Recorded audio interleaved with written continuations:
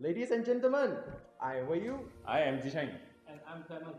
This video is recorded for our engineering management project, and our project title is about teaching of STEM subjects or education using advanced safety box. And this is our prototype.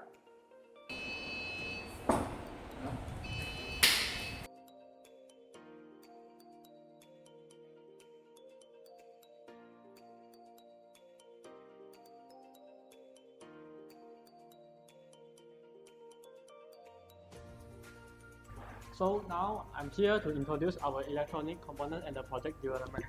In our prototype of our advanced safety box, the main electronic components used are RFID, membrane keyboard, LCD, touch sensor, and the ultrasonic sensor which is inside.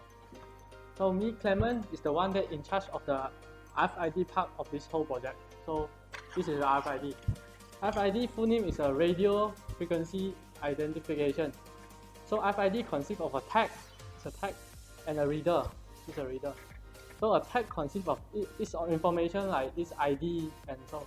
And the reader will read the information of the tag when the tag is close enough, it's nearby. And then I will introduce the keyboard membrane and the LCD. Because these two components is usually connected together, so these two parts will together assign to Zi Cheng to be the one that in charge.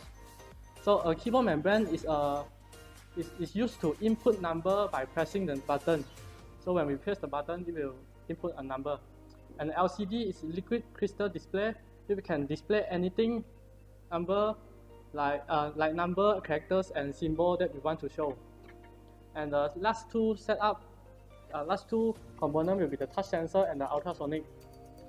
And these two will be assigned to Wei You. The touch sensor will activate and produce an output signal when our finger is brought near to it. And the ultrasonic sensor will generate and receive ultrasonic wave to sense the object when the object is in the wave propagation direction. And some other components like buzzer, LED, servo motor, and like breakboard, jumper wire will be used in our prototype. Then we combine everything using a microcontroller development board. Our prototype select Arduino UNO R3 as our microcontroller development board to build up the system. Okay.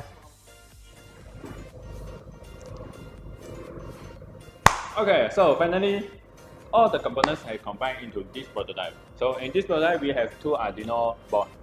Because each Arduino board contains each system, so we have two systems. So the first system is the password system. So it contains LCD, RFID, keypad, and servo motor. And so we need to scan a card and key in the correct password, and the servo motor will unlock the box. So next, the second system is called item detection system. So it's stored in this Arduino board. So and it connected to the ultrasonic sensor, touch sensor, LED, and buzzer. So as we press the touch sensor, and it will activate the second system, the item detection system, and the ultrasonic sensor will also be activated, and it starts scanning the situation inside the box. Okay. So if there is an item that inside, and so the password, the buzzer and the LED will activate, and the buzzer will sound, the LED will light up. So if there's no item inside, and it does nothing. So that's all our design of the system and of the prototype. Okay, thank you. I would like to conclude our project. After we have done our project reflection, we learned that our forecasting in the planning stage actually should be more detailed so that a better Gantt chart can be produced and so that we can have a smoother process. Besides, we should check every component before we use them, as they might get damaged before we utilizing them, right? And we also learn a lot of the functionality and the coding logic behind them. And the product design actually benefits the high school or foundation level students in terms of the knowledge of the electronic components, and they also can gain exposure to the electronic components. And these product designs actually can also benefit the government of Malaysia, because Actually, this is our aims to use the prototype to raise awareness about the STEM subjects so that the number of students enrolled in the STEM subjects can be improved. And the product design actually has its advantages, main advantages and limitations. So the first main advantage is that it has two steps verifications, as we have keypad and RFID module. So we actually have two-step verifications to prevent an unauthorized person to unlock the safety box easily. And the second main advantage is that it has the item detection system, which is powered by the ultrasonic sensor. So the user can check his items without unlocking the door.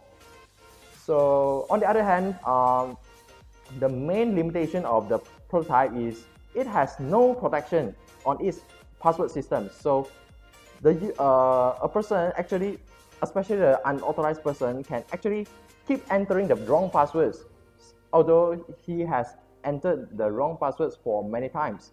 And the final main limitations of this product design is that the performance of the ultrasonic sensors actually will be affected by the size of items in the safety box. So these are all we can conclude from our project.